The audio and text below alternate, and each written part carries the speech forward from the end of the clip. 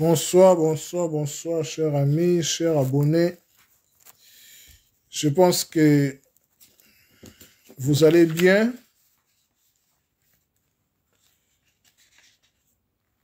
Je pense que vous allez bien. De mon côté aussi, ça va.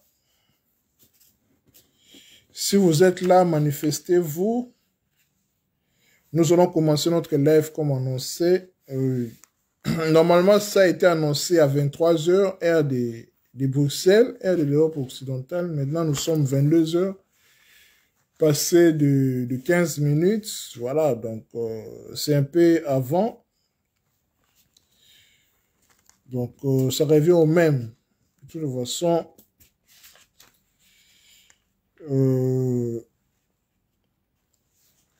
être en avant, c'est plus mieux. Bon, 22 h et 23 h, il n'y a pas trop de différence. Je dirais désolé pour les gens qui m'attendaient à 23 h. Donc, de toute façon, je pense qu'ils vont nous retrouver au cours du live. Donc, voilà. Et en fait, la vidéo va être aussi sur mon mur. Si vous êtes là, manifestez-vous, je vous salue. Donc, comme vous le savez toujours, les personnes qui veulent participer, prière de m'envoyer une demande sur comment l'icône qui s'affiche là, l'icône avec ces verts. Il m'envoie une demande pour participer, pour échanger par rapport au thème d'aujourd'hui. Le thème d'aujourd'hui, comme annoncé, c'est, nous allons parler sur le thème, c'est, comme vous le voyez, les chrétiens face à la cabale juive et le niveau de la lecture de la Bible. Donc, sentez-vous à l'aise. Le live est interactif. Vous pouvez participer, poser des questions, intervenir, contredire s'il faut, avec respect. Par rapport à ce que nous allons dire aujourd'hui, nous allons parler sur les chrétiens face à la cabale juive et le niveau d'interprétation de la Bible. Nous allons un peu essayer d'en parler par rapport à ce sujet. Je pense que c'est clair. Si vous êtes là, manifestez-vous. Je salue tout le monde. Je pense que vous allez bien. Bon début de semaine à tout le monde.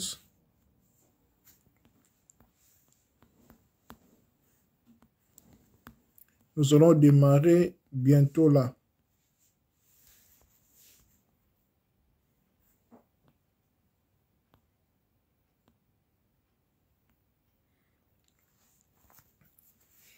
Voilà.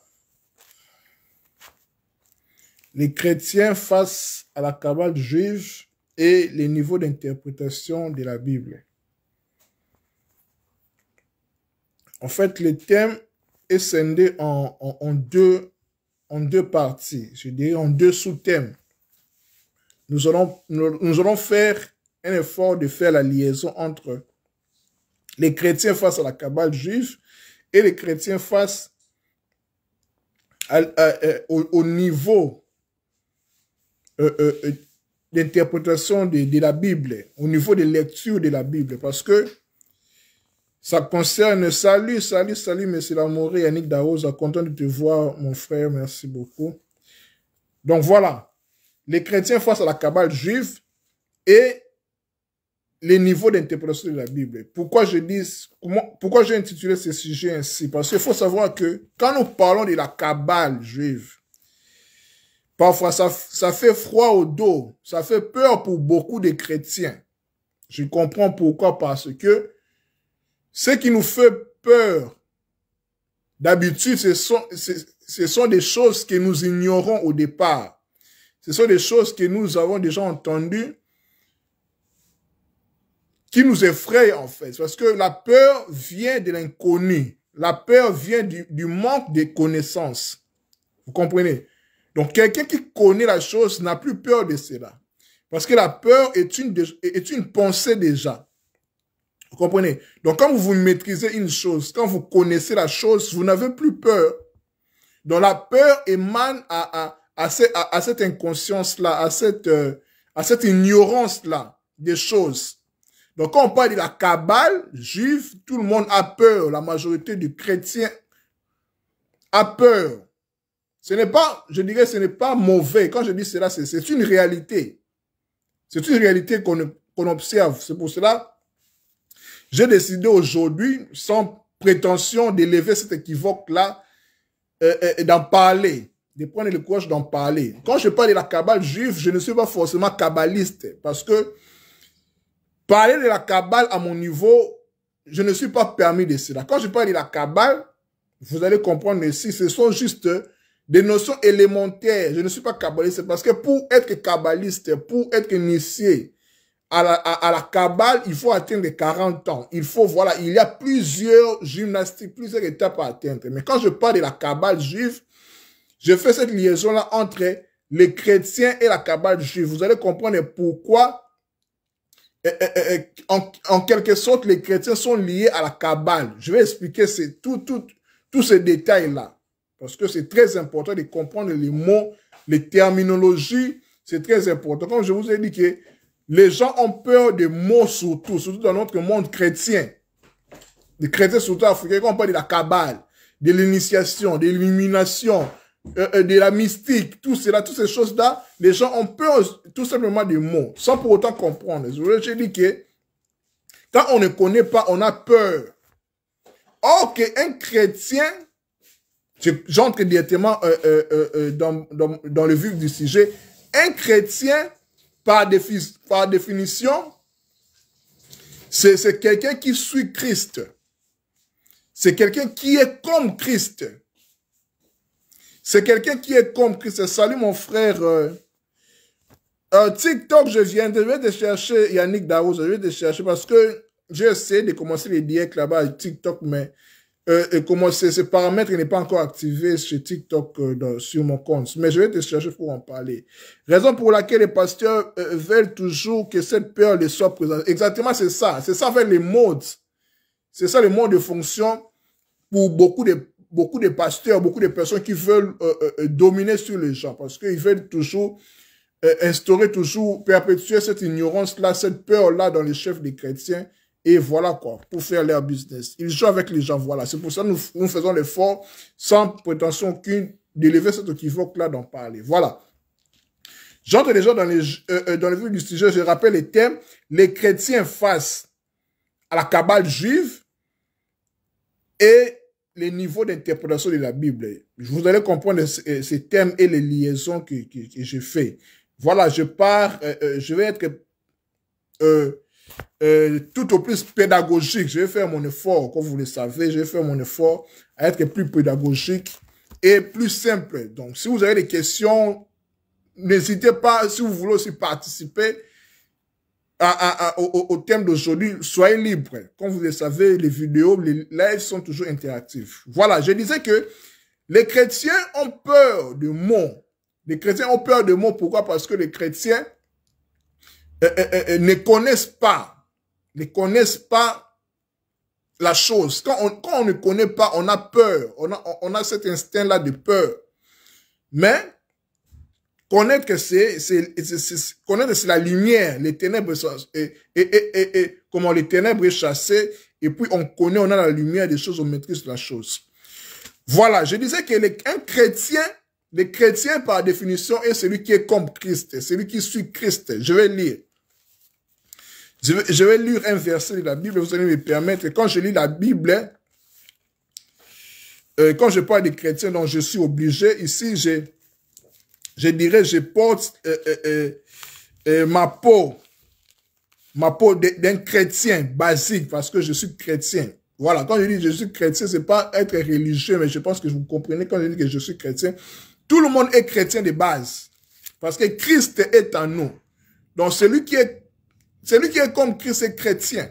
Mais malheureusement, maintenant, le christianisme, être chrétien, c'est devenu comme être adhéré à une association comme ça, mais les gens ne connaissent pas leur essence chrétienne, quoi. Voilà. Nous allons lire, j'entre déjà dans le vif du sujet. Je rappelle que le thème, c'est les chrétiens face à la cabale juive et les niveaux de lecture de la Bible.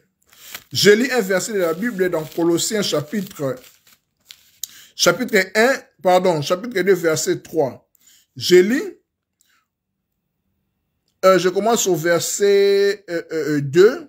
Je désire que leur cœur soit rempli de courage, qu'ils soient unis dans l'amour et enrichis de toute la certitude qui donne une vraie intelligence. Ils pourront connaître, écoutez maintenant, ils pourront connaître ainsi les secrets de Dieu. Là, c'est Paul qui parle aux chrétiens, en fait. Ils pourront connaître ainsi les secrets de Dieu, c'est-à-dire le Christ lui-même. Écoutez bien. Ils pourront connaître ainsi les secrets de Dieu, c'est-à-dire le Christ lui-même. Donc, tout chrétien a la capacité, a le pouvoir de connaître, c'est-à-dire d'intégrer, de faire un. Dans les secrets de Dieu, c'est-à-dire le Christ lui-même. D'abord, le Christ, c'est le secret de Dieu. Quand on parle du Christ, on est déjà dans le domaine de, je dirais, bon, je vais enfoncer encore le clou, je vais peut-être choquer. On parle aussi de l'ésotérisme. Voilà un mot aussi qui fait peur au monde chrétien. Quand on parle de l'ésotérisme, l'ésotérisme, malheureusement, beaucoup de personnes qui parlent de l'ésotérisme voient directement l'occultisme, la magie. Non, mes frères et sœurs, comprenons-nous bien. Il ne faut pas avoir peur de mots. Il faut comprendre juste la signification. Parce qu'il faut savoir que la connaissance n'est ni bien ni mal. La connaissance dépend du cœur, dépend de la motivation de la personne qui la détient. Mais les chrétiens, je dis que nous les chrétiens, en fait, quand je dis que nous les chrétiens, c'est-à-dire que tout le monde est chrétien de base. Pourquoi? Parce que l'intercelle Christ est en nous. Mais malheureusement, le chrétien est devenu un terme religieux. Mais normalement, non. Un chrétien ne doit pas être religieux, dans le sens où nous voyons, voilà qu'on ne sait pas là où on part en fait. Il faut connaître le sens. Je répète encore. Suivez-moi bien. N'hésitez pas à poser des questions ou à intervenir. Bonsoir mon frère Gloire Bachika. Merci d'être parmi nous mon frère. Merci. Voilà, je répète, je lis Colossiens chapitre 2 à partir du verset 2 jusqu'au verset 3. Là c'est Paul qui dit. Je désire que leur cœur soit rempli de courage, qu'ils soient unis dans l'amour et enrichis de toute la certitude qui donne une vraie intelligence. Ils pourront connaître ainsi les secrets de Dieu, c'est-à-dire le Christ lui-même. Point. Arrêtons-nous là. Quand on parle de Christ, je dis ici qu'être un chrétien, comme le sujet c'est les chrétiens face à la cabale juive, je vais expliquer, et les niveaux d'interprétation de la Bible, le niveau de lecture de la Bible, ils pourront connaître ainsi les secrets de Dieu, c'est-à-dire le Christ lui-même. Chrétien, tout le monde le sait, chrétien, c'est-à-dire être comme Christ, suivre Christ. Vous comprenez? Être comme Christ, suivre Christ. Vous comprenez? Donc, première définition, selon ce verset, le Christ, c'est le secret de Dieu. C'est le secret de Dieu. Ici, nous parlons, je disais, l'ésotérisme. Ésotérisme signifie quoi? Ésotérisme signifie, c'est un mot grec, je viens du grec ésotérikos, qui veut dire intérieur. Comme on dit en lingala, ma solo ya katsi. Na katsi quoi, katsi, comme en lingala on dit, tobeta katsi. Masa tobeta katsi. Dans l'intimité, en fait. Donc, un chrétien est un ami, est un intime de Dieu. Parce que il est comme Christ. Il incarne Christ, en fait.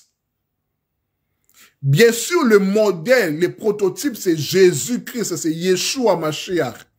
C'est lui qui est notre modèle, le modèle type, en fait.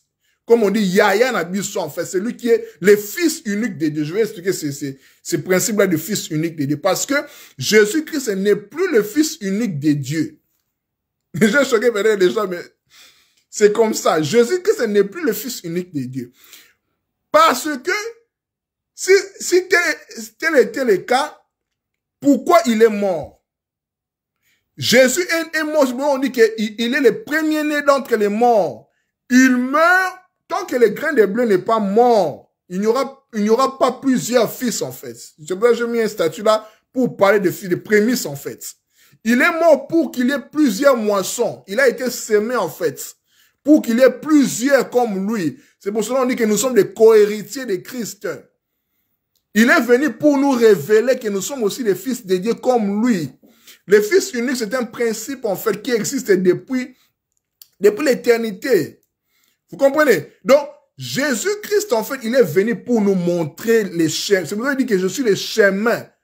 Lui ne peut venir au Père sans passer par moi. C'est lui le modèle, en fait, ce qu'on doit suivre. Il est venu montrer, en fait. Il est venu ouvrir le chemin. Mais le but n'était pas seulement lui-même, en fait. Lui-même être le Fils de Dieu. Non. C'est pour ça qu'il est venu pour révéler à l'humanité que et comme je suis, tout ce que je fais là, vous aussi, vous pouvez le faire. Et mon frère Yannick, tu peux le faire. Mon frère Gloire, tu peux le faire. Moi aussi, tout le monde peut le faire, en fait. Vous comprenez? C'est ça même l'essence du christianisme. Je ne parle ici pas du christianisme religieux, non, je parle du christianisme, mais l'essence, en fait. Le christianisme est comme vie. C'est pour cela qu'il dit que je suis la vie. Christ est la vie. Paul même le dit, Christ est notre vie. Christ, c'est la vie, en fait. C'est la lumière. C'est la lumière du monde. C'est la vie, en fait. Paul le dit clairement, en fait. Vous comprenez? Donc, je continue. Ils pourront connaître ainsi les secrets de Dieu, c'est-à-dire le Christ lui-même. Christ, un chrétien est comme Christ. Est comme Christ. Donc, il est censé avoir les secrets de Dieu. Comme on dit, ma solo ya katsi. Tu mets ta katsi, en fait. C'est pour ça que Dieu appelle Abraham mon ami. La sœur, comment elle s'appelle? Celle qui a chanté mon meilleur ami. Comment elle s'appelle encore? Oh là là, j'ai oublié, désolé. Mon meilleur ami. C'est-à-dire que Jésus mon meilleur ami. Christ est mon meilleur ami parce que je suis comme lui, être comme Christ. Il a dit, tout ce que je fais, vous le ferez même plus que moi. Parce qu'un véritable maître veut que ses disciples deviennent comme lui. Un disciple accompli devient comme son maître. Il fera même plus que lui. C'est ça, en fait, l'essence d'un chrétien. En fait, ici, je ne parle pas du christianisme, un chrétien comme religieux. Non, je parle du christianisme au-delà même de la religion, sans prétention aucune. Vous comprenez? Donc, ils pourront connaître ainsi le secret de Dieu, c'est-à-dire le Christ lui-même. Donc, un chrétien est comme Christ a le secret de Dieu en lui. Il a il a l'intimité de Dieu en lui. Il est l'ami de Dieu. Voilà pourquoi dans le livre des Cantiques, Salomon et la Soulamite, c'est l'image du Christ et l'épouse, l'époux et l'épouse. Quand il parle dans le chapitre 1, il dit, embrasse-moi. Je vais lire ce verset. Permettez-moi. Je suis dans Cantique des Cantiques. Waouh, je ne sais pas si ce sujet va m'emmener où, donc je suis déjà inspiré par l'esprit.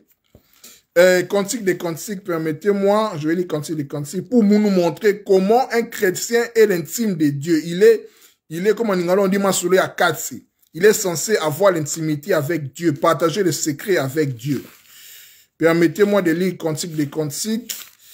N'hésitez pas à poser des questions, à intervenir. Donc voilà, soyons libres, nous partageons en fait. Je ne suis pas un enseignant, vous les élèves, non, nous partageons, nous sommes, personne n'est plus que l'autre, voilà.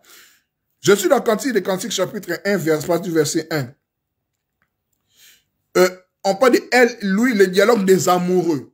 Vous comprenez? Les dialogues des amoureux. Ici, c'est la Soulamite qui parle. Donc, c'est-à-dire, c'est l'épouse, l'église, en fait, parce que l'église, c'est l'épouse du Christ, et le Christ, c'est l'époux. Vous comprenez? Ici, c'est l'épouse qui parle dans l'église. Embrasse-moi donc. Ton amour m'enivre plus que le vin. Point. Quand il dit embrasse-moi donc, ton amour m'enivre plus que le vin. Ici, c'est le dialogue des amoureux. Quand on parle de l'amour, l'amour c'est quoi? L'amour entre deux personnes, deux partenaires, entre époux et épouse. C'est le cas ici, en fait.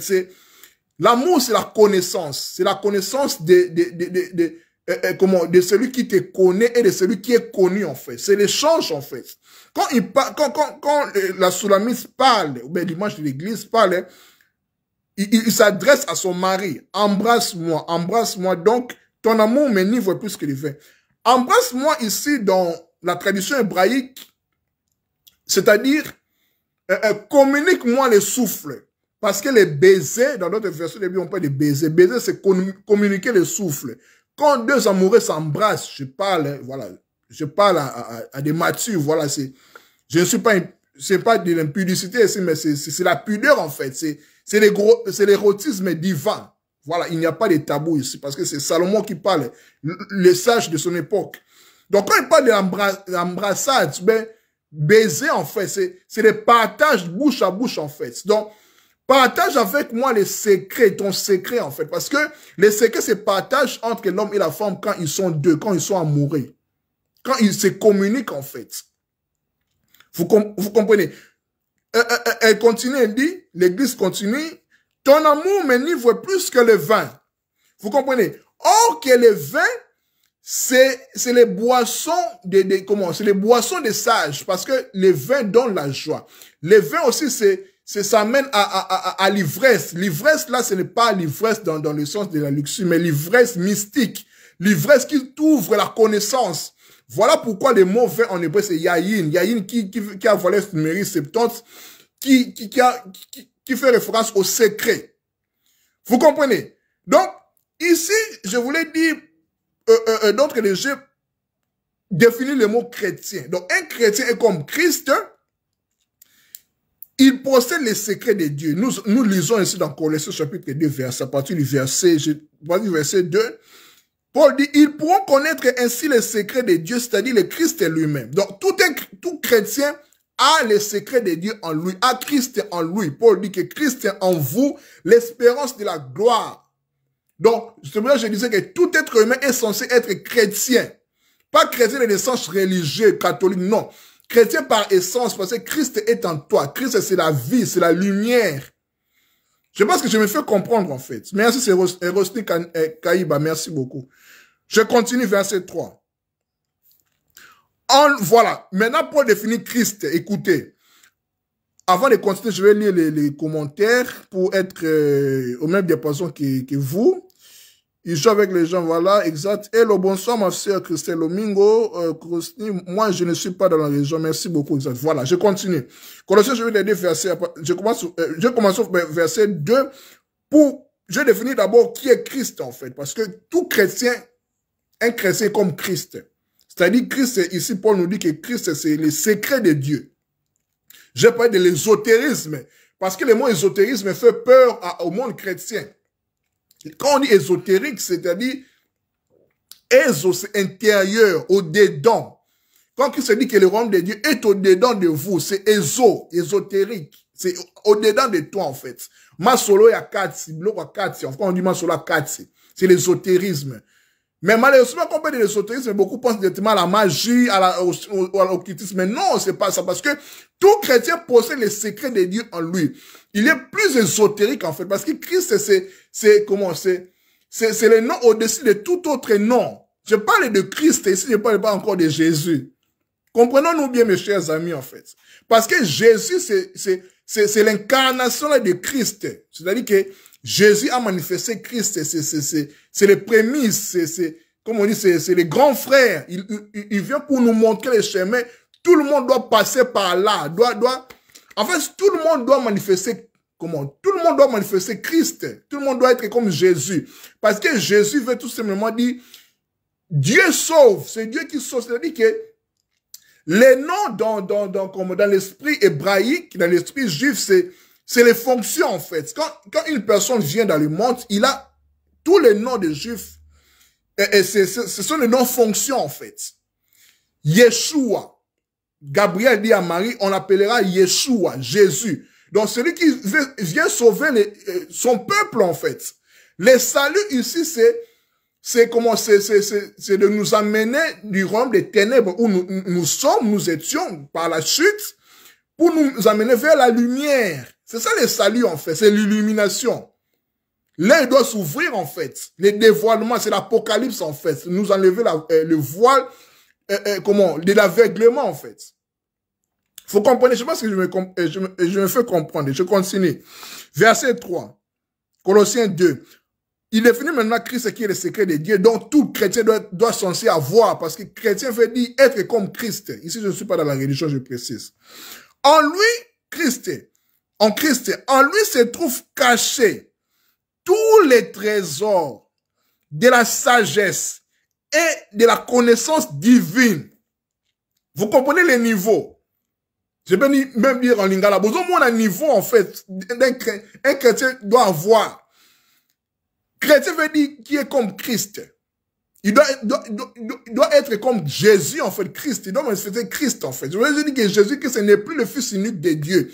Parce que le principe Fils unique, il a manifesté cela, il est mort, il est ressuscité. Il est déclaré Fils de Dieu par la vertu du Saint-Esprit. Et puis, tout le monde qui est censé le suivre, parce que Christ et Jésus, c'est le maître, en fait, c'est l'enseignant. Tout disciple qui suit Christ doit être comme lui. Tout disciple accompli est comme son maître. Il doit faire comme son maître, même plus que son maître. Jésus l'a dit que vous ferez plus que moi. C'est pas moi qui l'ai dit, en fait, c'est lui-même qui l'a dit. Jésus, la vérité, en fait. Je me fais comprendre. En lui se trouve, en Christ, se trouve caché tous les trésors. Tout, on dit tous les trésors sans exception, de la sagesse et de la connaissance divine. Vous comprenez le niveau? Donc, tout ce que l'être humain peut chercher, en fait, toute connaissance scientifique et soit, je ne sais comment on le définit, c'est en Christ. C'est le principe, en fait, le principe Christ. C'est pourquoi on dit que il a reçu le nom au-dessus de tout autre nom. Ici, on ne parle pas de religion. Oh Jésus. Non, ici, nous ne sommes pas dans la religion. C'est le principe, en fait. C'est pourquoi Jésus est venu pour détruire la religion, en fait. Il était contre les pharisiens, contre les personnes là qui voulaient empêcher les gens de voir les yeux clairs à discerner, à manifester les royaumes de Dieu. Vous comprenez? Donc, en Christ est caché tous les trésors, se trouvent cachés tous les trésors de la sagesse et de la connaissance divine. Vous voyez le niveau où un chrétien doit être. Il ne doit pas seulement être dans l'église, danser, chercher. Non! Un chrétien possède les trésors des connaissances de sagesse divine, en fait. Tout ça est en lui. Bien sûr, on ne va pas l'acquérir directement comme ça. C'est tout un processus. C'est pour cela que Christ dit, portez mon joug, pardon. Celui qui veut me suivre, venez à moi, vous tous qui êtes fatigués, chargés, je vous donnerai du repos. Le repos est conditionné par porter le joug du Christ, en fait, son enseignement. Vous comprenez? Pour manifester Christ, en fait. Vous comprenez? Voilà. Avant de continuer, je serai plus pédagogique, en fait, pour que nous soyons même des diapasons. Voilà, j'espère être ivre à la fin. Voilà, l'ivresse du vin, je veux dire, le vin, voilà, l'ivresse, c'est le secret. Voilà, c'est pourquoi parle de l'homme intérieur, exactement, merci mon frère Cédric. L'homme intérieur, en fait, ésotérique, l'homme intérieur au-dedans. Je suis là, bonsoir mon frère Dax. Paul parle de l'homme intérieur, voilà, salut mon frère Jean-Ban, je continue, voilà. Vous voyez, donc un chrétien, je rappelle que mon thème, le thème d'aujourd'hui, c'est les chrétiens face à la cabale juive et les niveaux de lecture de la Bible. Nous avons compris qu'un chrétien comme Christ, il est censé être ami de Dieu, il est censé avoir les secrets de Dieu, parce que Christ, c'est le secret de Dieu lui-même. En Christ est caché, se trouve caché tous les trésors de la sagesse et de la connaissance divine. Paul rajoute encore, il dit que Christ est en vous, le Christ est en vous. Le Christ est en vous, en fait. Christ est en vous. Colossiens chapitre 1, verset 22. Je suis déjà dans mon sujet. Là, je définis les termes chrétiens. Les termes chrétiens avant d'entrer dans la Kabbale pour expliquer, pour faire toutes ces liaisons avec les niveaux de lecture de la Bible. Je suis déjà dans le vif du sujet. Je lis encore un autre verset. Colossiens chapitre 1, verset 27. Je vais commencer même au verset 25, voilà. Je suis devenu serviteur de l'église, là c'est Paul qui dit, conformément à la mission que Dieu m'a confiée à votre égard. Il m'a chargé d'annoncer pleinement son message, c'est-à-dire les plans secrets. Voilà, on parle encore du secret ici. Qu'il a tenu caché depuis toujours à toute l'humanité, mais qu'il a révélé maintenant aux croyants, c'est-à-dire aux chrétiens, si on peut le dire ainsi, aux chrétiens. À ceux qui sont censés manifester Christ, parce que Christ, chrétien, c'est être comme Christ, nous sommes d'accord. Verset 27, car Dieu a voulu leur faire connaître ses plans secrets. Vous voyez, donc en Dieu, c'est les secrets en fait. Nous partageons les secrets qui n'est pas réservé pour tout le monde. Vous comprenez? Si riche et si magnifique, quand on parle du magnifique, on parle de ce qui est grand. Magnifique qui vient de magnus, grand, ce qui est grand, vous voyez. Magnifique, c'est ce qui est grand. Élaboré en faveur de tous les peuples, vous comprenez? Ici, quand on parle du Christ, on parle de tous les peuples. Ici, Dieu ne fait pas exception de personne, non. Le plan est adressé à tout le monde. À tout le monde, en fait, à tous les peuples, à toutes les nations. Et voici ses secrets. Le Christ est en vous. L'homme intérieur, ésotéricos, ésotérisme, masolo yakati, en toi, le royaume de Dieu est au-dedans de vous. Parce que pour manifester le royaume de Christ dans le monde, il faut que ça soit d'abord en nous. Il faut que nous l'intégrions d'abord, avant de le manifester, en fait. C'est ça même, l'important de l'évangile. Tu ne peux pas annoncer l'évangile du Christ si tu n'as pas encore intégré en toi. Connaître l'essence, en fait. L'évangile, c'est l'évangile du royaume.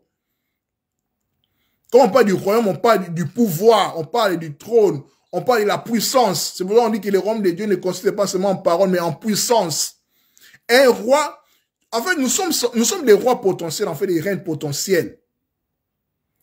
Vous comprenez? Et voici ces secrets. Le Christ est en vous. Je vais répondre je vois une invitation, une demande, je vais les répondre, ne vous inquiétez pas. Je vais un peu avancer, puis voilà. Et voici ces secrets. Le Christ est en vous et il vous donne l'assurance que vous aurez part à la gloire de Dieu. J'aime bien ça, je dis que tous ont péché, sont privés de la gloire de Dieu. Or que Christ en nous, c'est l'espérance de la gloire. La gloire là qu'on a perdu quand on a péché de par Adam, Christ est venu pour l'ôter en fait. Voici l'agneau qui ôte les péchés du monde. Les péchés là en fait qu'on a oublié en fait, les péchés c'est manquer le but, c'est-à-dire que manquer Christ en fait. C'est pour cela, Christ en nous c'est la vérité. La vérité c'est ne plus oublier en fait, à l'été. Le voile se dissipe en fait. On voit clair, c'est la lumière, c'est le salut, c'est l'illumination, c'est la lumière en nous, parce que c'est la lumière des nations. Il dit que vous êtes la lumière du monde. Vous comprenez? Ainsi, nous annonçons le Christ à tout être humain, nous avertissons et puis blablabla, il continue et puis voilà. Il continue, il dit, et nous instruisons chacun avec toute la sagesse possible afin de rendre, écoutez, de rendre chacun spirituellement adulte dans l'union avec le Christ. Donc, tout chrétien est censé de grandir. Il a Christ de 12 ans et Christ de 30 ans. L'enfance jusqu'à l'âge adulte. C'est tout un processus. Donc, un chrétien, les chrétiens n'ont plus d'excuses, de rester toujours des bébés. Non. Il faut qu'on grandisse. Il faut qu'ils grandissent, en fait. Atteindre la maturité, en fait. Parce que l'évangile de Christ, c'est pas pour les petits enfants. C'est pour les grands, c'est pour les rois. Un roi, c'est un grand, en fait. C'est l'histoire de grands. Ici, on parle des œuvres magnifiques. Si riche et magnifique. Je vous ai dit ici que magnifique vient de magnus, ce qui est grand. Vous comprenez? Voilà le premier jet. Ce que j'ai jeté maintenant, là, c'est la définition du Christ. Je pense que c'est clair. Bonsoir, mon frère Bonkomo Nze. Bonsoir, mon frère Aris Mangalito. Vous comprenez maintenant qui est un chrétien? Un chrétien, c'est celui qui a les secrets de Dieu en lui, qui a Christ en lui. Un chrétien n'est pas seulement un adhérent. Le christianisme n'est pas un mouvement politique ou bien religieux comme ça, Asbel, on vient pour non. On doit avoir comment cette conscience-là que nous sommes des rois, nous sommes des reines, nous sommes les fils de Dieu, nous sommes les amis de Dieu, nous sommes censés manifester Christ en nous. Tel Jésus était, tel que nous devons être, même plus que lui, parce qu'un disciple accompli est comme son maître. Christ l'a dit, vous ferez plus que moi. C'est tout un processus, mais avant de manifester ce processus-là, cette œuvre-là, nous devons l'intégrer d'abord. On doit avoir cette conscience-là d'abord en nous. Vous comprenez? Parce que les véritables combats spirituels, je l'ai dit dernièrement dans ma vidéo, quand je fais sur les combats spirituels, je dis que les combats spirituels, c'est au niveau de la pensée d'abord. C'est pour cela Paul dit que portez, revêtez-vous du casque et du salut. casque du salut, en fait, parce que nous sommes des soldats du Christ. Vous comprenez? Voilà, bonsoir mon frère Aris, voilà. Ainsi dit, je continue. Je continue, voilà. Je pense qu'il n'y a pas de questions jusque-là. Sentez-vous libre, nous sommes en interaction, voilà. Je rappelle que mon thème, c'est les chrétiens face à la cabale juive et les niveaux d'interprétation de la Bible. Maintenant, définissons la cabale juive. Qu'est-ce que la cabale juive? Entre-temps, je vais lire le commentaire. Vive la vie de Christ en nous. Exactement. Parce que Christ, c'est la vie, c'est la lumière. Voilà, c'est la lumière. Donc, tout le monde a Christ en lui. Je dis que tout le monde est chrétien de base. Tout le monde est chrétien, pas religieux. Tout le monde est chrétien parce qu'il est censé manifester Christ. Parce que Christ, c'est la vie, c'est la lumière en nous. Nous sommes la lumière du monde. Voilà. Maintenant, je vais définir la cabale, parce que vous savez bien, la cabale fait peur à beaucoup de gens. Quand on dit la cabale juive, les gens ont peur, les chrétiens ont peur, oh, c'est la sorcellerie. On va éclairer tout cela. Définissons maintenant la cabale. Quand on parle de la cabale, on parle de la cabale juive, la cabale d'Israël. Voilà, je vais lire ce que Isaac a écrit. Shalom, malheur à vous, enseignants de la loi, vous vous êtes emparés de la clé de la connaissance. Non seulement vous n'entrez pas vous-même, mais vous empêchez d'entrer ceux qui voudraient faire. Ce verset a toujours troublé. Exactement, c'est ça. Parce que Jésus était contre ces religieux-là, contre les Sadducéens, les pharisiens, en fait, contre les personnes qui voulaient toujours empêcher les gens d'atteindre d'atteindre les royaumes, d'avoir clair au niveau des lectures, en fait. C'est pour ça que quand Christ parle de, les clés de la connaissance, il parle de la Torah, de ce qui est, parce qu'il est venu révéler la Torah. Quand on parle de la Torah, on parle des 5 livres de Moïse, bien sûr, mais la Torah veut simplement pas dire, quand on parle de la loi, c'est pas la loi dans le sens où on voit, ne fais pas ça, ne fais pas ça. Bien sûr, il y en a dedans. Mais la Torah, dans son sens global, c'est l'enseignement. La Torah veut dire l'enseignement, l'instruction. Parce que l'homme n'est bâti que par l'instruction, par l'enseignement. Vous comprenez? C'est pour ça que Jésus était contre, et parce que Jésus est venu pour révéler les mystères, pour révéler la Torah, pour révéler Moïse. Parce que Moïse a dit que un prophète viendra. Un prophète viendra. Jésus qui avait dit que Moïse même a parlé de moi. Si vous aimez Moïse, si vous écoutez Moïse, vous devez aussi m'écouter. Il est venu non pas abolir la loi, la Torah, mais pour l'accomplir, lui donner le sens en fait. Parce que la Torah témoigne du Mashiach, témoigne du Christ, manifesté par Jésus. Vous comprenez ce que je veux dire? Donc merci beaucoup mon frère Luc, chapitre 11, verset 52. Merci beaucoup mon frère Isaac Désolé. Voilà. Merci beaucoup, mon frère Gloire. Maintenant, je définis la cabale. C'est clair avec les termes chrétiens. Maintenant, je vais définir la cabale. Parce que les thèmes, c'est les chrétiens face à la cabale d'Israël, la cabale juive, et les niveaux de la lecture de la Bible. Voilà. Qu'est-ce que la cabale? La cabale, c'est la tradition ésotérique d'Israël. D'abord, je vais définir l'étymologie. Cabale, c'est en français. En hébreu, c'est Kabbalah. Kabbalah qui veut dire réception, qui veut dire accueil. D'ailleurs, même si vous allez en Israël, je n'ai pas encore allé en Israël, si vous faites des recherches, quand vous allez dans un restaurant ou bien dans un hôtel, la réception, vous allez voir, on écrit Kabbalah. Kabbalah, c'est réception, c'est accueil. C'était mon hébreu. Voilà. Qu'est-ce que la Kabbale dont nous parlons ici? La Kabbale est la tradition ésotérique d'Israël. Ésotérique, c'est-à-dire que éso, intérieur, la mystique. Il faut comprendre que dans toutes les traditions du monde, dans toutes les religions, il y a toujours un côté ésotérique, un côté mystique. Mais dans nos traditions, en Afrique, en fait, on parle de Kindoki. De Kindoki, c'est la tradition multidimensionnelle de la tradition Congo. Hein, voilà, de la culture Congo, en fait. Les Kindoki. Les Kindoki n'est pas forcément mauvais, comme on dit. C'est vrai que je dis que la connaissance n'est ni bien ni mal. La connaissance, c'est la personne qui détient la connaissance qui fera soit bon usage ou mauvais usage, en fait. C'est pour cela que quand quelqu'un détient des connaissances secrètes, il doit avoir un cœur pur. Parce que s'il a un cœur mauvais, en fait, la connaissance est comme un couteau, en fait. Soit tu peux le faire, quand tu déjeunes, en fait, voilà, quoi, voilà, vous comprenez ce que je veux dire. Ou soit, tu peux tuer quelqu'un avec. Maintenant, la connaissance est neutre, n'est ni bien ni mal. Ça dépend de l'usage dont la personne fait.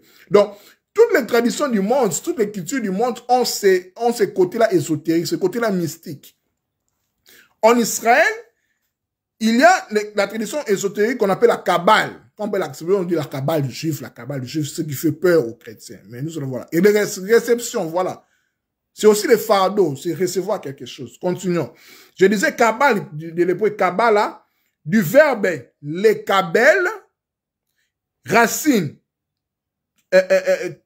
QBN, qui veut dire recevoir, accueillir. Nous devons retenir déjà ça. Continuons. La Kabbale est la tradition mystique du judaïsme. Le judaïsme dont est issu le christianisme. Parce que les chrétiens sont issus du judaïsme. Voilà pourquoi quand on parle des chrétiens, je l'ai dit ici tantôt, chrétien veut dire être comme Christ. Christ dont nous parlons ici vient des Juifs. On dit que le salut vient des Juifs. On parle du Christ Mashiach. Yeshua Mashiach, en fait. Parce que tout chrétien est lié directement à Israël. Paul dit que nous sommes greffés, en fait. Les promesses que Israël avait avec Abraham, tout ça, les chrétiens en ont aussi part. C'est pourquoi on dit qu'Abraham est le père de la foi. On parle des religions abrahamiques. Le judaïsme, l'islam et le christianisme. Vous comprenez? C'est pour ça que les chrétiens, quand ils prient, ils disent que le Dieu d'Abraham, d'Isaac et d'Israël. Parce que toutes les promesses là qu'Abraham, que les patriarches là ont, ce n'est pas seulement Israël qui en a en fait. C'est aussi les chrétiens qui ont part. Voilà pourquoi je fais ce lien-là, les chrétiens face à la Kabbale juive. Vous comprenez ce que je veux dire?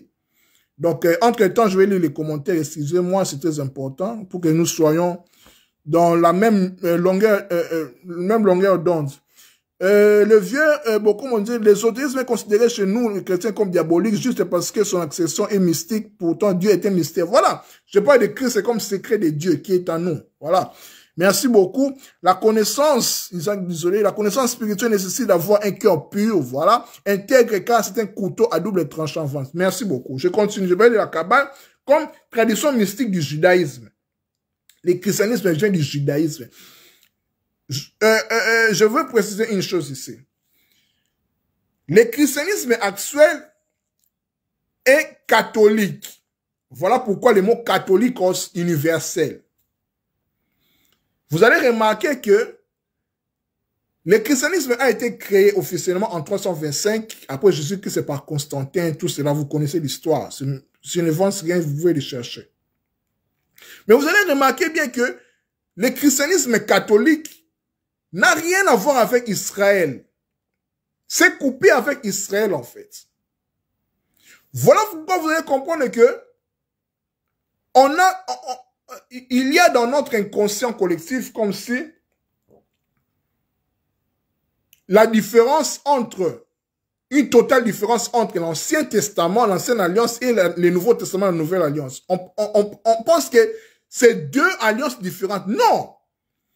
En fait, le Nouveau Testament et la Nouvelle Alliance, c'est juste l'Ancienne Alliance qui est renouvelée en fait.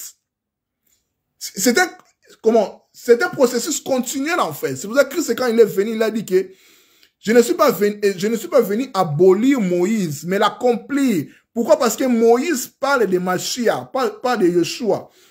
Jésus, quand il est ressuscité, quand il a rencontré les disciples dans Luc 24, dans le chemin de Maïs, il a parlé de lui en fait, de la Torah, de Moïse, des prophètes et des psaumes en fait. Vous comprenez? Donc, l'Église catholique, si je peux le dire ainsi, nous a mis en fait, a mis en nous comme si nous devons nous séparer d'Israël. Ok, non. Un chrétien ne peut pas se séparer d'Israël. C'est pas possible parce que tu es chrétien grâce, je dirais grâce aux Juifs, parce que la Bible que nous utilisons, c'est l'histoire des Juifs en fait. Souvent, on dit que le salut vient des Juifs, par Mashiach, Yeshua Mashiach. Les Juifs, en fait. Vous comprenez ce que je veux dire? Donc, l'Église catholique, c'est pas parce que l'Église catholique a même voilé encore la connaissance des mystères, la connaissance des choses cachées, en fait. Vous comprenez? C'était juste une parenthèse. Je la ferme, je continue. Je disais la Kabbale est la tradition mystique du judaïsme qui se présente comme commentaire codé des textes bibliques. Vous voyez? La Kabbale est la tradition mystique du judaïsme qui se présente comme commentaire codé des textes bibliques. Or que les chrétiens utilisent la Bible. La Bible qui est la parole de Dieu pour les chrétiens. Donc, on comprend que pour comprendre les codes des textes bibliques, il faut en quelque sorte accéder à la Kabbale. Là, c'est fort ce que je suis en train de dire. Allons-y doucement. Nous avons défini la Kabbale comme recevoir, accueillir. C'est la tradition ésotérique d'Israël. Pourquoi? Parce que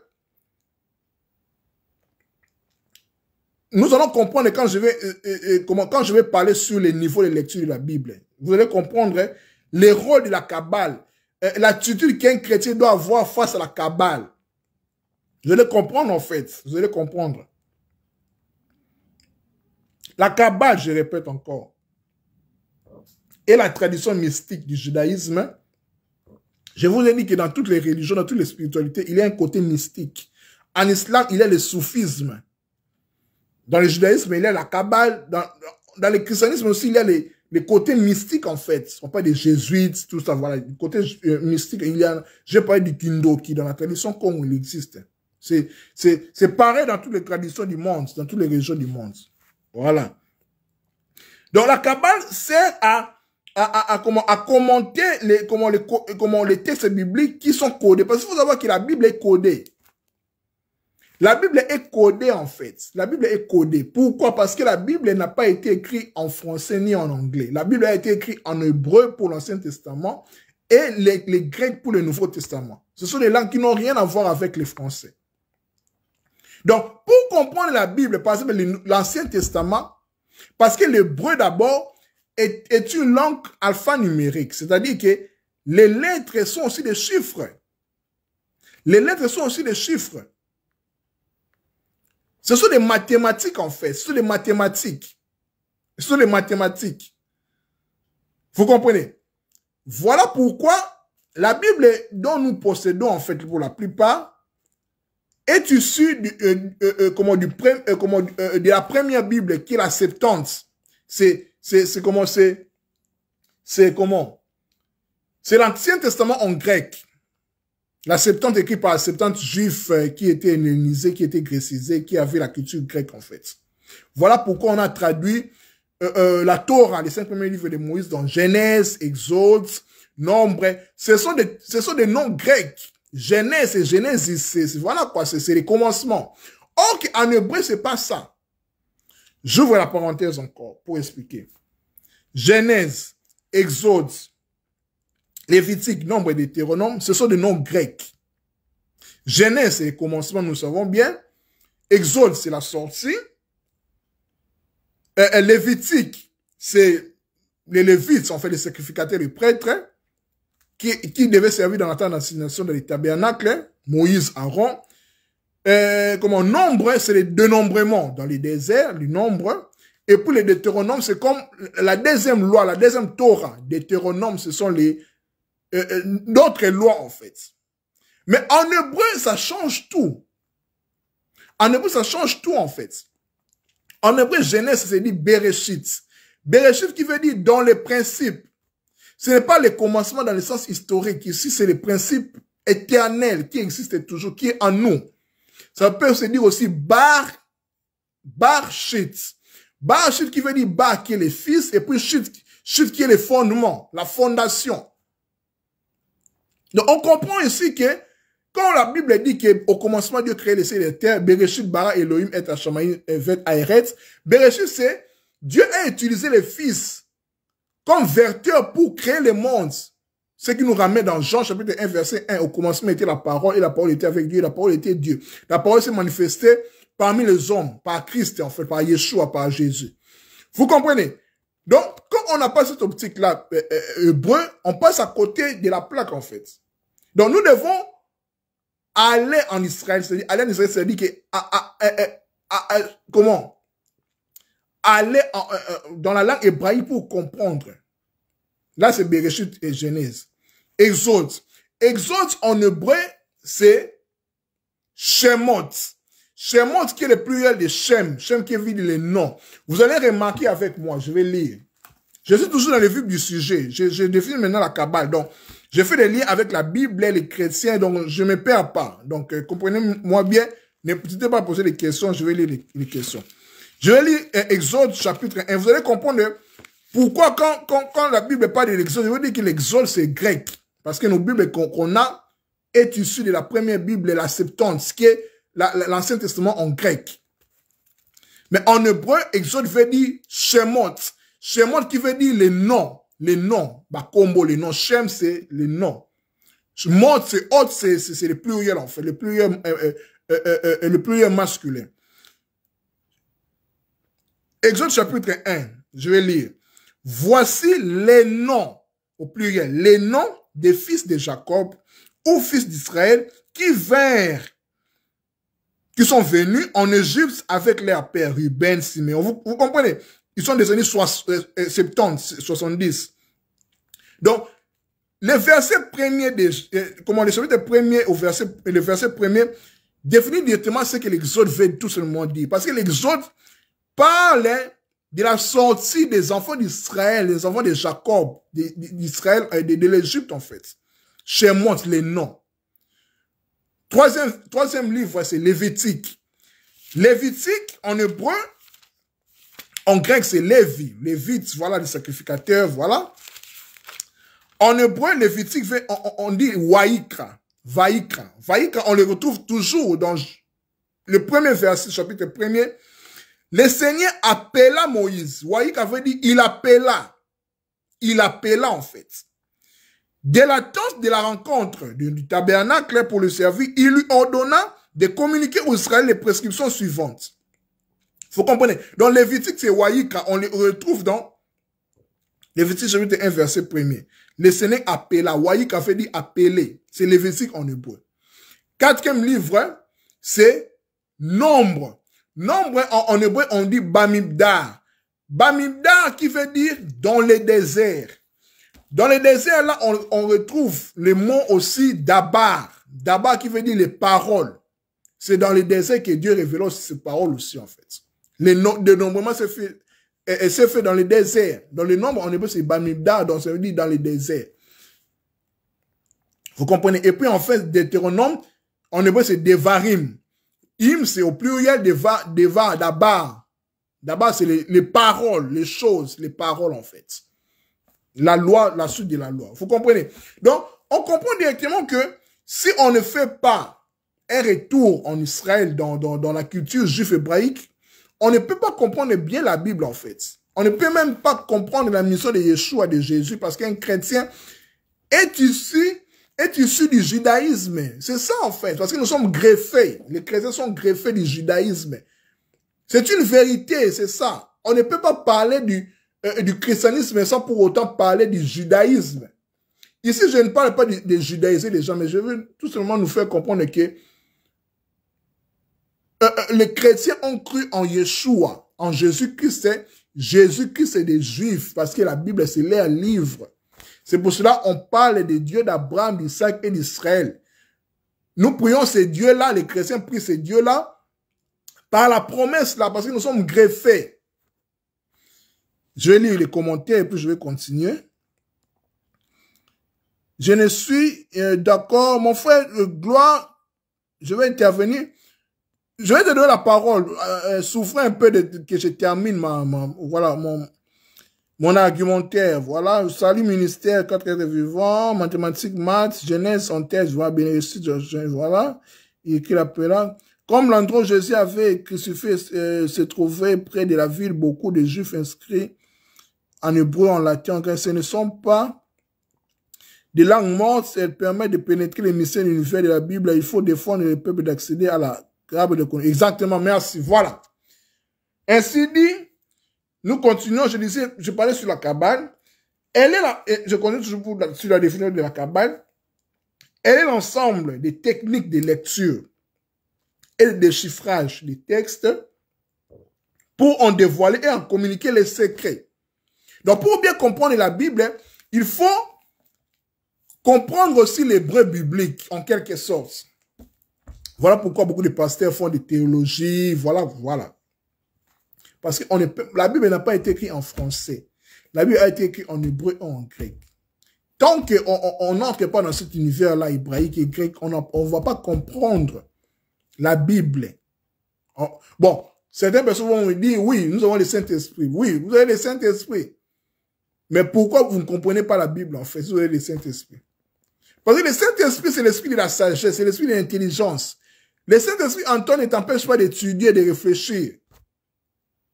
Le Saint-Esprit, c'est l'esprit de la sagesse, l'esprit de l'intelligence. Du discernement, en fait. Vous comprenez? C'est très important. Je continue.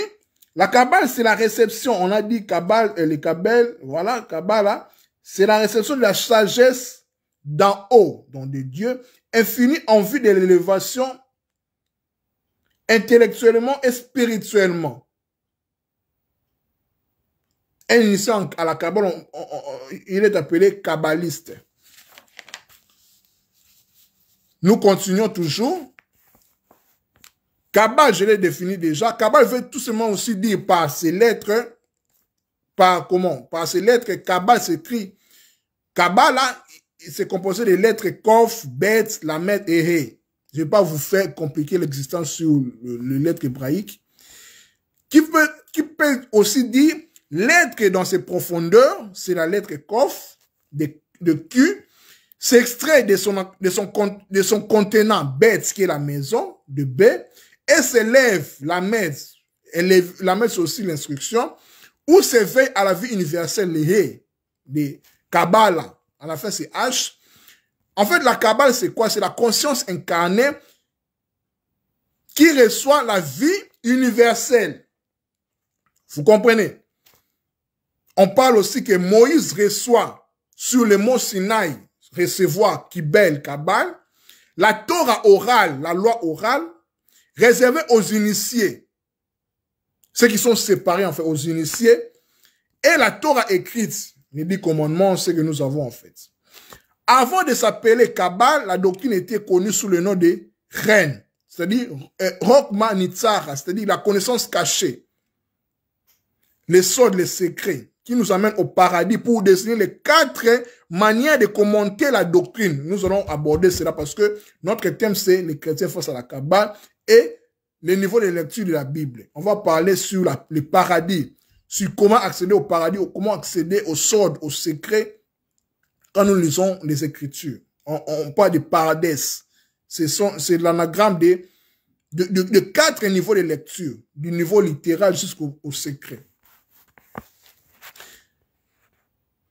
Le sort de la Kabbale, il y a deux grands proches de la Kabbale, deux aspects de la Kabbale. Il y a la Kabbale spéculative qui consiste à l'étude des rapports existants entre les mondes spirituels et les mondes matériels, ainsi que la façon dont l'homme s'insère dans ces mondes. On peut l'accéder aussi dans la Bible, on peut accéder aussi ça dans la Bible, c'est la Kabbale spéculative. Mais il y a aussi une autre Kabbale qui fait peur aux gens, aux chrétiens surtout. Quand on parle de la Kabbale, les chrétiens pensent plus sur la Kabbale magique, la Kabbale pratique. La Kabbale pratique en fait, qu'on appelle Kabbale maasite, où les kabbalistes, à la façon des thaumaturges, c'est-à-dire cherchent à utiliser les énergies du monde spirituel, produisant des effets psychiques et psychologiques sur le monde physique. Ici, maintenant, on parle sur comment interagir avec les 70 génies de la Kabbale, les 70 anges de la Kabbale. Je pense que vous avez déjà entendu cela. Entrer avec les énergies et comment faire des cérémonies, des rites, des bougies, lire des psaumes, tout cela en fait. C'est cette Kabbale-là qui est réservée aux initiés, qui fait peur aux gens. Vous comprenez? Voilà ainsi dit, nous allons avancer avant de conclure, avant de vous donner la parole, ceux qui veulent intervenir. Nous avons dit que la Kabbale veut dire recevoir. Mais posons-nous la question, qu'est-ce que nous devons recevoir? Qu'est-ce que les chrétiens doivent recevoir? Parce qu'en quelque sorte, quand nous lisons la Bible pour chercher la connaissance, on fait en quelque sorte la Kabbale. Parce que nous cherchons à recevoir quelque chose. On reçoit quoi? On enseigne que les chrétiens auraient caché la lumière du commencement dans les Saintes Écritures. Dieu a caché les choses, les mystères dans l'Écriture. Parce que nous dit que la Bible est codée. Paul dit que ceux qui lisent Moïse, ceux qui lisent l'Ancien Testament, un voile est jeté dans leurs yeux, en fait. Il faut qu'il y ait l'Apocalypse, le dévoilement, en fait, pour qu'ils voient. Et ce dévoilement-là est en Christ. Christ, c'est la lumière, en fait. Vous comprenez? L'étude dans la Bible des chiffres et des lettres hébraïques nous en donne une preuve. Parce que je vous ai dit que l'hébreu est une langue alphanumérique. Les lettres sont des chiffres, en fait. Donc, ce sont des mathématiques. Pour comprendre la Bible, ce sont des mathématiques. Il faut déchiffrer cela. Il faut accéder aux 4 niveaux de lecture. Les paradès, pour accéder, le paradès veut dire paradis. Pour accéder au paradis, c'est-à-dire que pour accéder aux sortes, aux secrets des mystères cachés de la Bible. Shalom, l'homme de Dieu Israël Jalila. Vous comprenez? Donc, quand nous lisons la Bible, nous faisons en quelque sorte la Kabbale. J'ai dit, la Kabbale veut tout simplement dire recevoir, accueillir quelque chose. Qu'est-ce que nous devons recevoir? Je vais nous lire ici 8 versets que vous connaissez tout le monde. Que nous connaissons tout le monde, pardon. Proverbe chapitre 25, verset 2. On nous dit ici que la gloire de Dieu, c'est de cacher les choses. Et la gloire du roi, c'est de sonner ces choses-là. Les choses-là, quand on dit choses, on parle de la parole, des paroles de Dieu. Donc nous sommes censés à sonner ces choses-là. Parce que la gloire de Dieu, c'est de cacher les choses. Ce sont des mystères. Vous comprenez? Deutéronome 29, on dit que ce qui est caché à Dieu, ce qui est révélé est à nous. Amos 3, 7, on nous dit que Dieu ne peut rien faire sans pour autant révéler ses secrets à ses serviteurs, les prophètes. Pour que Dieu fasse quelque chose sur la terre, il doit révéler ça aux gens. Psaume 119, 18, on nous dit que, David dit que, ouvre mes yeux pour que je contemple le mystère de ta Torah, de ta loi. On nous dit ici aussi dans Osée chapitre 4, verset 6, mon peuple périt par manque de connaissance. Périr, il avait tout simplement dit être muet. Parce que quand on n'a pas la connaissance, on est muet, on ne parle plus. Maintenant, je vais conclure, avant de vous passer pour la parole, ce qui fait intervenir, sur les 4 niveaux de la lecture de la Bible. Parce que le thème, c'est les chrétiens face à la Kabbale et les niveaux de la lecture de la Bible. Les 4 niveaux de la lecture de la Bible. 2 Corinthiens, chapitre 3, verset 6, nous dit ici que la lettre tue. La lettre tue et l'esprit vivifie. La lettre tue, en fait. Quand on lit la Bible comme ça, dans son sens littéral, ça nous tue, en fait. Parce qu'on n'a pas encore accédé au vrai sens du mot, au vrai sens du terme, en fait. Vous comprenez? Je vais lire dans Jean chapitre 6, verset 63. Jean 6, 63. C'est l'Esprit de Dieu qui donne la vie. L'homme seul n'aboutit à rien. Les paroles que je vous ai dites sont esprit et vie. Vous comprenez? Dans les paroles, la Bible, ce sont des paroles spirituelles et des paroles de vie, en fait. Qui donnent la vie. Ce sont esprit et mes paroles sont esprit et vie. Ce ne sont pas forcément des histoires. Ce sont des paroles éternelles qui dépassent l'histoire. C'est des paroles qui sont censées à, qui sont censées à être vécues par nous, par ceux qui lisent la Bible, par les chrétiens pour le cas d'espèces. Parlons maintenant des 4 niveaux de la lecture. On parle de paradès. Paradès qui veut dire le paradis. C'est-à-dire que pour accéder à la connaissance, quand nous lisons la Bible, pour accéder jusqu'au 4e niveau de la connaissance de la Bible et du secret, pour comprendre ce que les versets veulent réellement dire. Paradès, c'est l'anagramme de PRDS. En hébreu, l'hébreu ne constitue que les consonnes. Les A, pardon, le voile consiste juste à vocaliser les termes. C'est comme avec Yahweh. Yahweh, le nom de Dieu n'est pas, on ne prononce pas cela. C'est Yud et Vav et les 4 tétragrammes, les 4 lettres en fait. Les A, les Yahweh, c'est juste pour vocaliser, pour donner les sons. Paradès, nous avons le P le P qui signifie les pshat. Les pshat ici, c'est le sens littéral. Quand nous lisons quand nous lisons un verset de la Bible, par exemple, au commencement, Dieu créait les cieux et la terre. Là, c'est en français, c'est le sens littéral. Là, on se tue, en fait, parce que la lettre est tue. Ce n'est pas ce que nous lisons, c'est ça, en fait. Au commencement, Dieu créait les cieux et la terre. Non, ce n'est pas ça, les véritables. Là, c'est le sens littéral. C'est le premier niveau, les pshat. Deuxième niveau, c'est les remez, les R, les pardes, les R. C'est remez. Remez qui veut dire clignotement, un clin d'œil, en fait. Au-delà de la lecture littérale, on comprend les paraboles. Ce sont les paraboles maintenant. On cherche à comprendre. Ça clignote en nous, on cherche à comprendre. Au son de la trompette, en un clin d'œil, c'est la parole prophétique en fait. On cherche à aller au-delà. Au-delà du voile, le voile qui est le pshat, le sens littéral. On cherche à aller en profondeur. Nous avons maintenant les draches de paradès, là, des dés. Les draches qui est le niveau de profondeur atteint par les maîtres, bien les rabbins, et les fruits de leurs recherches, ainsi que les choses qui leur ont été révélées. Là, c'est le domaine des maîtres, les commentaires. Là, on parle ça englobe tout ce que les maîtres ont dit, ont rencontré à leurs disciples. On parle là-bas, on parle des Talmuds, des Mishnah, des Gemara, tous les livres, là, les bibliothèques, là, des rabbins, les commentaires, tout ça, les discussions, tout ça. Là, c'est les draches, le 3e niveau de lecture. Parce que les maîtres ont parlé sur, quand tu lis la Bible, il y a les commentaires des maîtres qui ont commenté cela, en fait. Qui nous servent à aller maintenant en profondeur, de ne pas s'arrêter là, parce que les draches, il y a 2 lettres, il y a les dalets et les resh. Les dalets qui veut dire porte et les resh qui veut dire le commencement. En fait, le 3e niveau de la lecture, c'est la porte vers le commencement, non une fin en soi,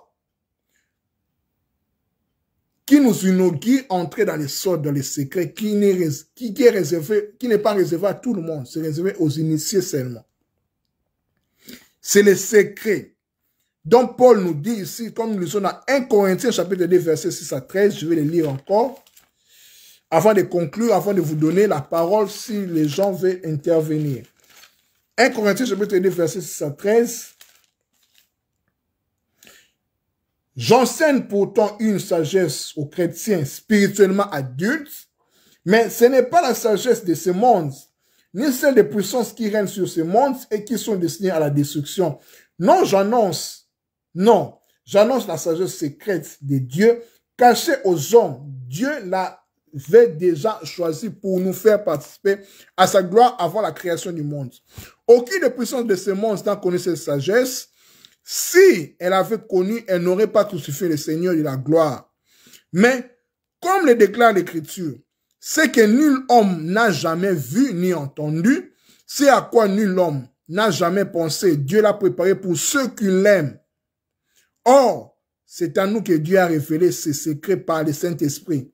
En effet, l'Esprit peut tout examiner, même le plan de Dieu le plus profondément caché. Dans le cas d'un homme, seul son propre esprit connaît les pensées qui sont en lui. De même, seul l'Esprit de Dieu connaît les pensées de Dieu. Nous n'avons pas reçu, nous, l'Esprit de ce monde, mais nous avons reçu l'Esprit qui vient de Dieu, afin que nous connaissions les dons que Dieu nous a accordés. Vous comprenez? C'est ce que je disais au début de mon live.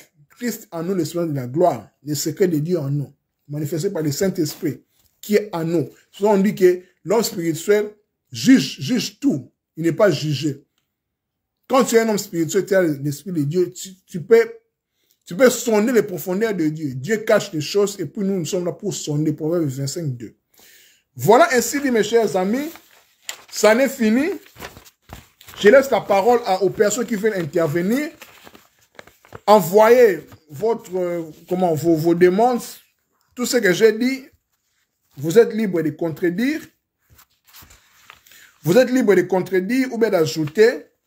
Ce que j'ai dit, si ce n'est pas clair, rectifier les tirs et puis voilà, c'est pour l'avantage de tout le monde, moi aussi parce que je suis là aussi pour apprendre aussi de vous. J'ai terminé, le thème d'aujourd'hui était les chrétiens face à la Kabbale et le niveau d'interprétation de la Bible. On en parlait, j'ai défini les chrétiens, j'ai défini la Kabbale, j'ai fait la liaison,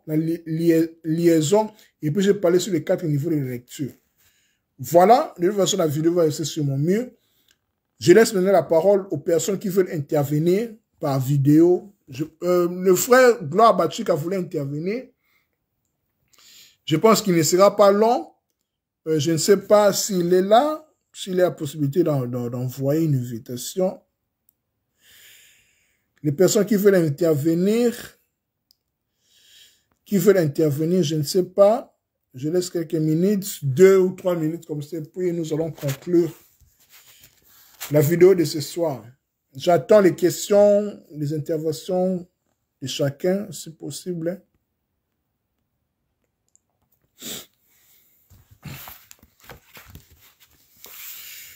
Les personnes qui veulent intervenir, ou bien s'il y a des questions.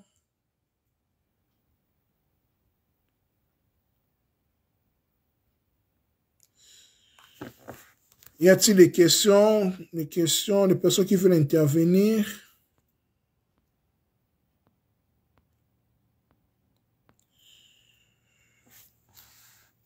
Je pense qu'il n'y a pas de questions, donc je pense que je vais conclure par là. Voilà, pour conclure, je vais tout simplement dire que, comme notre thème c'est les chrétiens face à la Kabbale juive et les niveaux de lecture de la Bible, ce message est adressé aux chrétiens. Je disais que chrétien veut tout simplement dire être comme Christ. Christ, c'est le secret de Dieu. C'est en qui tout est caché, tous les mystères du trésor, de la connaissance et de la sagesse de Dieu. Christ là est censé être en chacun de nous, aux chrétiens de base, voilà. Christ est en vous, c'est l'espérance de la gloire. Tous ont péché, sont privés de la gloire de Dieu. Un chrétien n'est plus un pécheur, parce qu'il n'est plus privé de la gloire de Dieu. Parce que Christ est en lui, il est censé manifester Christ en lui, devenir un fils comme Yeshua, qui est les prémices, qui est mort et ressuscité. Le grain de blé est mort, a donné plusieurs fils. Il n'est plus le fils unique de Dieu. Il a fait, par lui, nous sommes devenus des fils de Dieu. Bien sûr, nous commençons d'abord par l'enfance. L'enfance, et puis nous grandissons. Nous devenons des fils, des matures. Paul dit que mon évangile est destiné aux êtres spirituellement adultes élevés. Vous qui devez être des maîtres, vous êtes toujours au lait. Donc, les chrétiens de base est censé agrandir dans la connaissance, dans la lumière, parce qu'il est la lumière des nations. Le chrétien doit être ésotérique, doit être un mystique, si je peux le dire ainsi. Parce que le christianisme que nous avons eu, nous avons hérité du catholicisme, nous a voilé en fait. Le christianisme catholique nous a voilé, nous a dit que nous ne devons pas accéder au mystère caché en fait. Merci beaucoup mon frère, l'homme des 2 ministères du 4 vivant. Donc un chrétien a Christ en lui, doit manifester Christ en lui, doit manifester le royaume là en lui. Christ, c'est le nom qui est au-dessus de tout autre nom. Le Christ là est censé en nous, nous devons les manifester en fait. Les chrétiens, on dit les chrétiens, parce que beaucoup de personnes quand on dit chrétien, c'est comme si le mot chrétien est devenu comme une adhérence. Nous sommes dans le chrétien est devenu comme un asbel comme ça. les gens ne savent pas pourquoi ils sont des chrétiens, pourquoi ils parlent à l'église, pourquoi ils prient. Ils ne savent pas leur mission, en fait. Parce que chrétien, Christ, on parle du royaume. Christ a enseigné l'évangile du royaume, qui consiste seulement, qui ne consiste pas seulement en parole, mais aussi en puissance. Parce qu'un roi a le pouvoir en lui. Tu es un roi, tu es une reine. Parce que Christ n'est pas venu enseigner la religion, il est venu enseigner le royaume que nous devons manifester en lui. Pour manifester cela, nous devons avoir d'abord la conscience que le royaume là est au-dedans de nous. Au-dedans, c'est ésotérisme. Je parle de l'ésotérisme. Masolo Yakati. Je vous ai donné l'exemple avec Cantique des Cantiques, chapitre 1, quand comment l'épouse dit embrasse-moi, embrasse-moi. Ton vin m'enivre et tout cela. En fait. Les secrets entre Dieu et toi. Vous comprenez? Il n'est pas des secrets parce que nous et Dieu, nous sommes comme l'homme et la femme. L'amour, c'est la connaissance des secrets en fait. Parce que quand tu es ami de Dieu, Dieu va partager son secret avec toi. Vous comprenez? Donc, et le moment de la Émilie, donc je suis presque à la fin déjà, là je suis en train de conclure. Le thème était les chrétiens face à la cabale juive et les niveaux de lecture de la Bible. Donc voilà, la vidéo va rester sur mon mur, je pense. Mon frère Isaac, désolé, il dit, prière d'organiser un livre sur les 7 tonnerres du prophète Branham. Oh, désolé, je ne suis pas censé en parler parce que j'ignore totalement l'enseignement de Branham, 7 tonnerres du prophète Branham. Je pense il faut chercher les branhamistes qui sont censés en parler. Humblement, je ne connais pas. J'ai déjà écouté cela, enfin, entendu cela, mais je ne connais pas les enseignements du prophète Branham, que je respecte beaucoup. Voilà, je ne connais rien, donc je ne peux pas parler de cela, mon frère. Donc voilà, donc il a tellement beaucoup de choses à en parler, donc je ne pense pas. Je ne connais pas cela, en fait, les 7 tonnerres du prophète Branham, je ne connais pas cela. Donc voilà. Donc je parle de ce que j'ai compris, de ce que j'ai reçu, voilà, parce qu'il y a beaucoup de choses à dire, il y a beaucoup de choses à parler sur la spiritualité, voilà. Beaucoup de choses, en fait. Donc, voilà. Donc, merci beaucoup, Maman Délé, là. Donc, je disais, ceux qui veulent intervenir, je donne encore une occasion, ceux qui veulent intervenir par vidéo, je ne sais pas, peuvent le faire. Voilà. Ou bien une question, c'était une question. Donc, je suis en train de conclure là-dedans. Donc, le thème était les chrétiens face à la cabale juive et les niveaux de lecture de la Bible. Je parle aussi des niveaux de lecture de la Bible. Il y a 4 niveaux de lecture de la Bible selon la Bible. Il y a les niveaux littéral, les niveaux des allusions, les niveaux des commentaires des maîtres et puis les niveaux du secret pour accéder au secret. Parce que la lettre tue, l'esprit vivifie. Christ a dit que mes paroles sont esprit et vie. Ce ne sont pas la Bible n'est pas un livre d'histoire. La Bible est un livre de mystères, d'allégories, de codes que nous devons censés manifester, en fait. Parce que la Bible est cachée, codée. Vous comprenez? Parce que la lettre est dessus. Voilà. Donc, les 7 tonnerres n'ont rien à voir avec le sujet du jour. Voilà. Donc, les 7 tonnerres, je ne sais pas. Voilà. Donc, il faut chercher les branhamistes qui sont censés en parler plus que moi. Donc, voilà. Donc, voilà. Voilà. Y a-t-il des personnes qui veulent intervenir par vidéo, par je ne sais pas, pour ajouter quelque chose? S'il n'y en a pas, je pense que nous allons nous séparer par là. Sur ce, je vous souhaite voilà, une bonne soirée, voilà, une bonne nuit, bon début de semaine. Nous allons nous retrouver pour la prochaine fois, je ne sais pas, j'ai à cœur de parler sur l'enseignement du Christ. L'enseignement du Christ, quel est son enseignement? Quel est véritablement l'enseignement de Jésus? L'enseignement du Christ, c'est quoi en fait? Est-ce que son enseignement, c'est marier, voyager, avoir un travail? Je ne sais pas. Donc, j'ai à cœur d'en parler en fait, le véritable message du Christ, sans prétention aucune. Je partage, nous allons partager. S'il y a des choses à dire, toujours dans l'esprit de partage, voilà, quand nous allons contredire si possible. Puis voilà, dans la prochaine vidéo, si tout va bien, je vais parler sur La présentation de Jésus, son enseignement, c'est quoi? Quel est véritablement l'enseignement de Jésus? Il est venu faire quoi exactement? Son but, c'est quoi en fait? Donc, toujours dans les mêmes optiques comme aujourd'hui, les chrétiens, voilà, donc c'est dans cet esprit-là que je vais aborder les prochains thèmes sur Jésus, Yeshua, son enseignement, pourquoi il est venu sur la terre, sa mission était quoi, et puis voilà, ainsi de suite. Voilà. Donc, merci beaucoup, mon frère Bouar et à des shows là, voilà. Merci, voilà, merci. Voilà. Alors, je pense que tout va bien, nous allons en parler. Je vais annoncer de toute façon. Donc, voilà. Donc, à nous revoir la prochaine fois. Comme il n'y a plus de questions, personne ne veut intervenir. Merci beaucoup, maman Ndélela Emily. Donc, à suivre. Je vous laisse, que la paix soit en chacun de nous. N'oubliez pas que Christ est en vous. Christ, c'est votre vie. Christ, c'est la lumière. Vous êtes la lumière du monde. Vous êtes censé faire au-delà. C'est votre part. C'est votre part de gloire. Quand je dis Christ, c'est pas, quand je parle des chrétiens, je ne parle pas de la religion. Parce que je dis que tout le monde est censé être chrétien dans le sens que Christ est en nous et à chacun de nous. Christ en nous, l'espérance de la gloire.